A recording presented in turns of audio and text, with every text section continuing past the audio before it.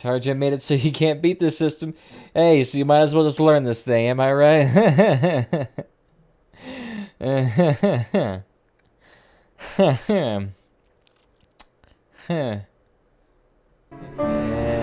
Why are we still here? Huh.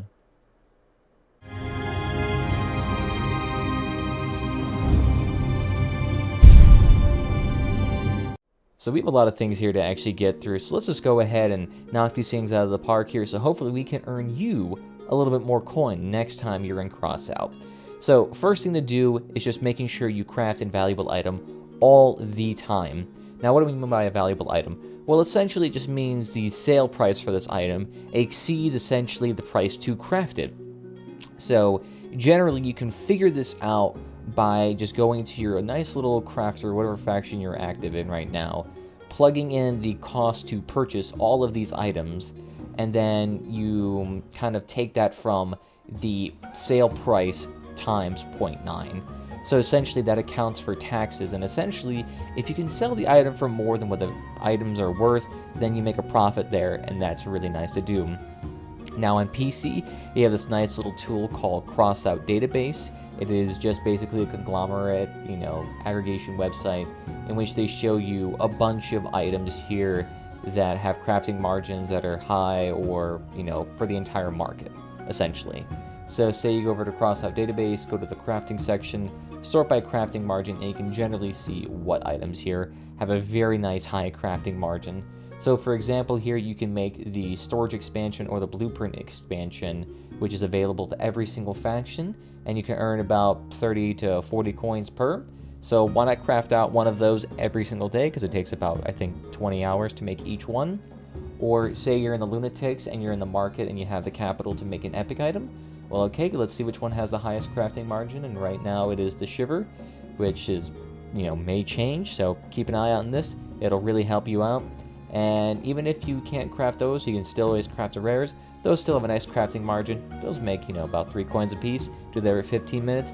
You can make, pretty decent penny every single day. If not, you could always just grind out scrap to do that as well. Second tip is to make sure that you always have your fuel barrels. Fuel barrels are basically the little extra liquid reward you get every single PvP mission, assuming you win and assuming they're intact. And you want to make sure that you have both the common rarity fuel barrel and the rare fuel barrel as well, since both of these do stack. So this one rewards you with 4 for the common barrel, and this rewards you for 10 with the blue barrel.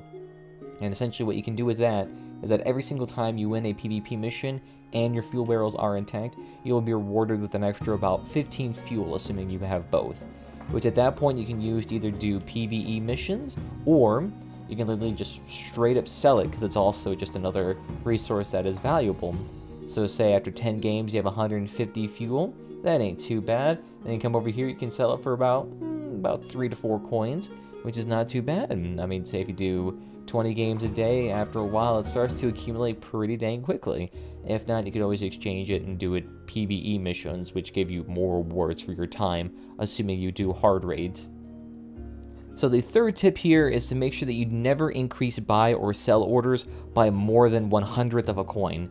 And the reason why is because people who tend to do quick buy or quick sell, you generally cannot pick out a specific price to pick, so they always have to go with the lowest value or the highest value here, respectively, for buying or selling.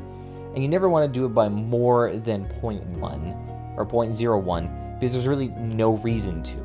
Say if I wanted to sell scrap right now, there's really no reason for me to sell my scrap at 3.60, because at this point, all I have to do is sell it at 1 less than 3.78 at 3.77, and I would still get the orders from anyone who's doing quick buys. So that still gives me the most money possible.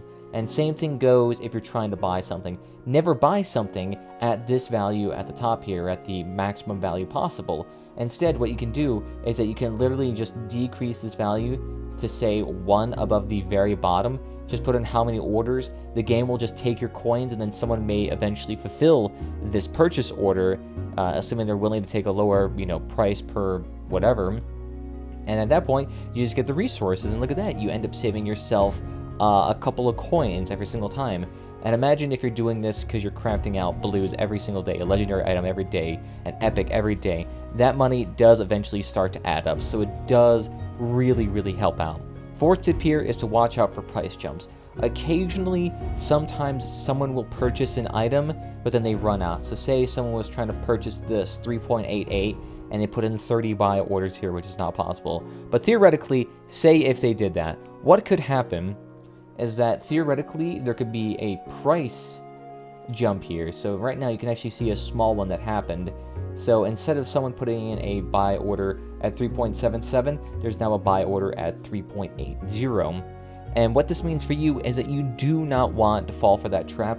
What you can do is that you can just literally put in a buy order at 3.77, wait for the 3.80 to clear out, and you'll still be able to save your money there. So just make sure you never fall for that trap. It always helps you just to take a look at whatever you're about to purchase and see if there's a price jump there, because that can save you, potentially a lot of coins over the course of a month. Fourth tip here is to just basically not try to flip items. So if you take a look on Crossout database, you may have actually noticed that you could probably take a look at what items have a high margin, and that's essentially how different is the sell order and buy order. So essentially in this case, I could purchase a Lady Ivy sticker for $4,000 here, and then try to sell it at like 0.1 value or less, and I would earn 4,000 coins in that market. But as you can see here, these are for very unpopular items, and items that have very little, how should I say, sell value. And you really don't want to fall for that, because while it may look like you can earn 100 coins trying to flip this item, a lot of these times these items have a 30-minute time delay here, so it's just going to waste a lot of your money, a lot of your time. And on top of that, you never know, sometimes the market may just suddenly oversupply an item because a lot of people who have been sitting on them now decide to sell, and look at that.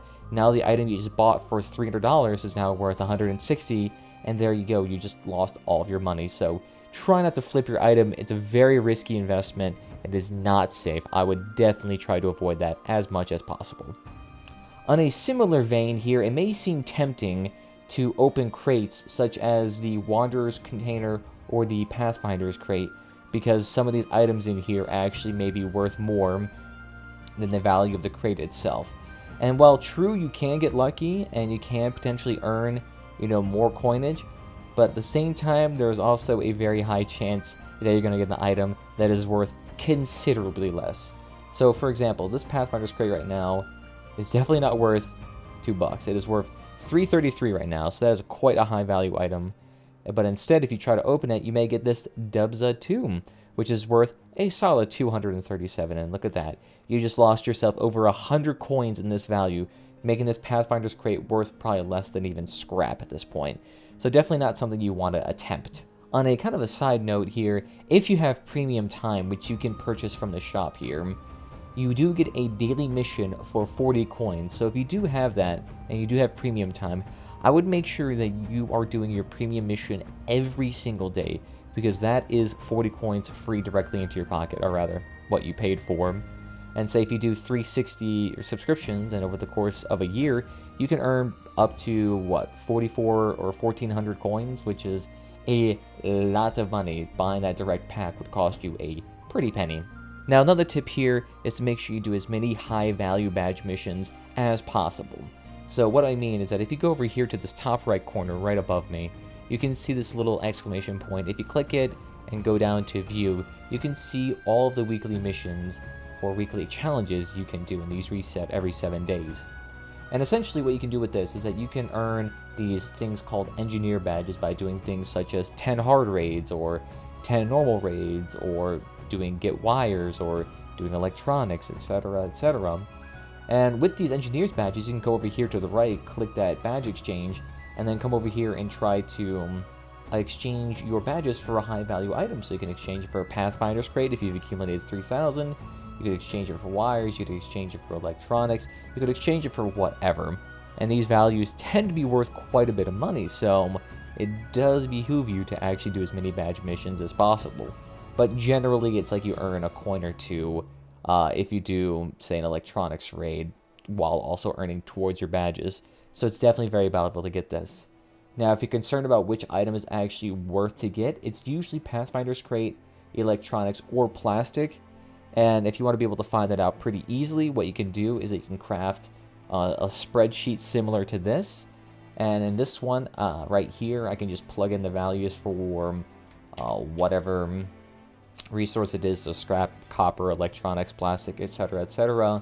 I plug it in here, and then it tells me what the best one profit to badge ratio is. So it's really helpful to actually figure out what to exchange it. In this current market, Pathfinder's Crate is the most valuable item, but that takes a while to grind, so your choice, your choice. Another tip here is to also make sure that you do your daily challenges. While you want to do your weekly challenges for certain, doing your daily challenges every single day will reward you with a steady income of extra scrap that you can either use to craft or sell. So every single day, try to make sure you do every single one of your daily missions. You could end up with a couple of hundred extra scrap every single week, which adds up pretty quickly. Now, kind of shifting away from the market here, you always want to make sure you want to hit your weekly cap for scrap. And the reason why is for that is just scrap's a high value item, and you can only earn 4,500 without premium every week. So this item under here is a great way to earn a crap ton of coinage. Now you can always try moving on to then wires and electronics, but generally you at least want to hit your scrap reward every single week. Now in a similar vein here, when you're trying to do PvE raids, you generally want to do data theft or war for fire.